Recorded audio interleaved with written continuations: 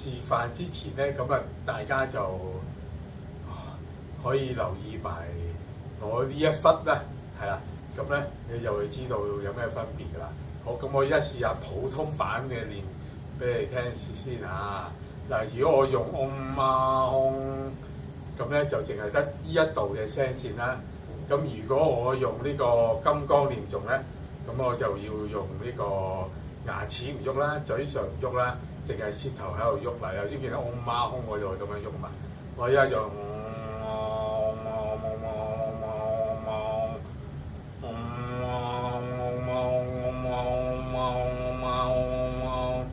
係啦，你就會見到我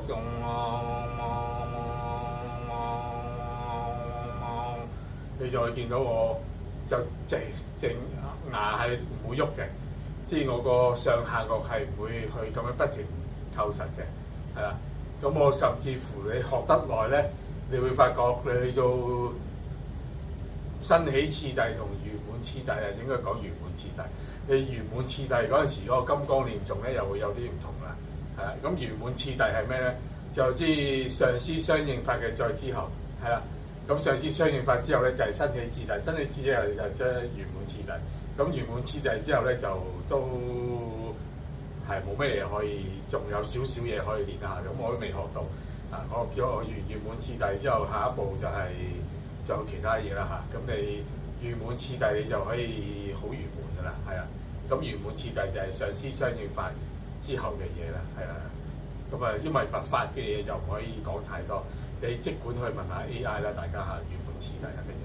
好，咁啊圓滿次第咧個金剛念誦咧又同普通金剛念誦又唔同啦。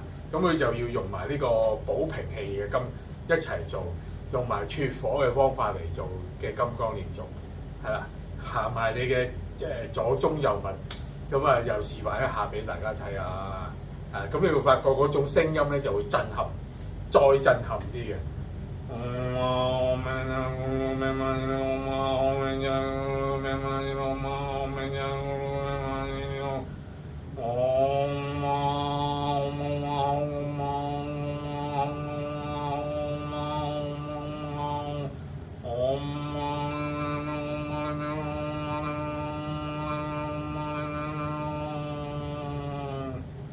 就會係咁樣啦。咁我頭先都係喺度練緊蓮師心咒同埋嗡嘛空同埋六字大明咒啦，係啊。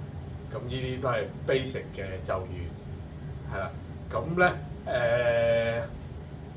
我遲啲仲會再拍多啲片嚟示範下，但係到時我就唔會出我自己嘅樣㗎，係啦，就淨係會影住相關嘅佛像俾大家睇下啦，係啦。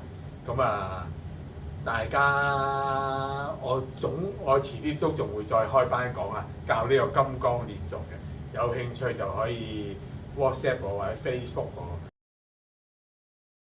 開一條片先，咁你呢個金剛念誦咧，就算你唔好話你攞嚟念經又好，咁你識呢個發音咧，你攞嚟念其他咩天使咒語啊，咩咒語啊。甚至乎攞嚟唱歌咧，都係會好好多嘅。咁你呢個就叫梵音啦。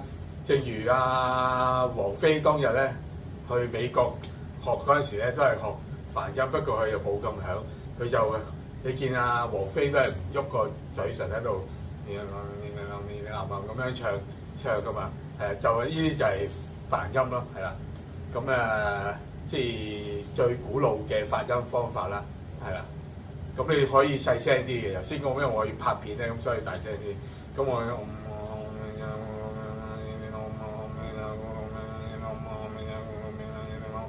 咁樣嘅可以係啦，甚至乎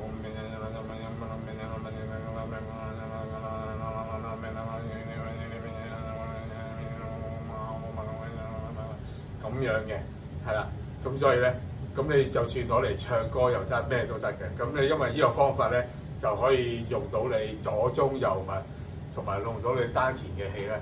咁你攞嚟做咩就都喺度練緊氣咧，就可以打通成個人啦，好似做緊氣功咁樣。喂，咁每一次發聲咧都會有幫助，對成個人就好好噶。咁古老嘅印度啊、拉瑪、寧波車都係咁。